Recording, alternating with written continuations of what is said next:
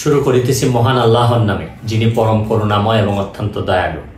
আপনারা যারা আমার ফ্যান ফলোয়ার আছেন, বিভিন্ন সময় বিভিন্নভাবে আমার উপর কষ্ট পেয়েছেন, তাদের উদ্দেশ্যে একজন সাবেক এমপি হিসাবে আমি দুটি কথা বলতে চাই।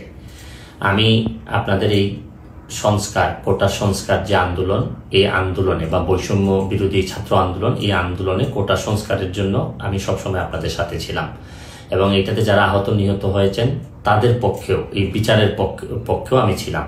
কিন্তু আমার ব্যর্থতা হচ্ছে কি, আমি আপনাদেরকে বুঝাইতে পারি নাই। এটার জন্য আমি সম্পূর্ণ ব্যর্থ হয়েছি এবং আমি এই ব্যর্থ হওয়ার জন্য আমার যারা ফলোয়ার আছেন, যারা আমাকে নিয়ে প্রত্যাশা করেছেন, সবার কাছে আমি দুঃখ প্রকাশ করতেছি। আমি আপনাদেরকে আরেকটি কথা বলতে চাই। এখন যে কাঠামোগত সংস্কার আপনারা চাচ্ছেন, দেখেন এই সংস্কারের জন্য আমি বহু বছর আগে থেকেই কাজ করে যাচ্ছি।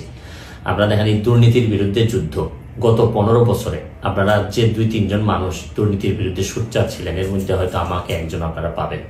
আপনারা জানেন যে আমি এস আলমের বিরুদ্ধে নিজে বাদী হয়ে মামলা করছি টাকা পাচারের জন্য।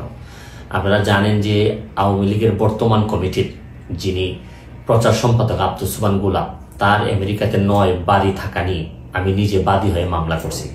আমি পুলিশের সাবেক আইজিপি বেনজিরের বিরুদ্ধে নিজে বাদী হয়ে দুদকে মামলা করছি। মহান সংসদে আমি তার বিরুদ্ধে বক্তব্য দিছি। মতিউর যে কর কমিশনার, মতিউরের বিরুদ্ধে আমি মামলা করছি। আমি সালাম মুর্শিদির বাড়ির নিয়ে মামলা করছি। আমি সালাউদ্দিন, কাজী সালাউদ্দিন যে ফুটবলের দুর্নীতি নিয়ে আমি কথা বলছি। ওসি মুয়াজ্জেমের বিরুদ্ধে আমি নিজে মামলা করছি, করে তার 8 বছরের সাজা হয়েছে ডিজিটাল নিরাপত্তা আইনে।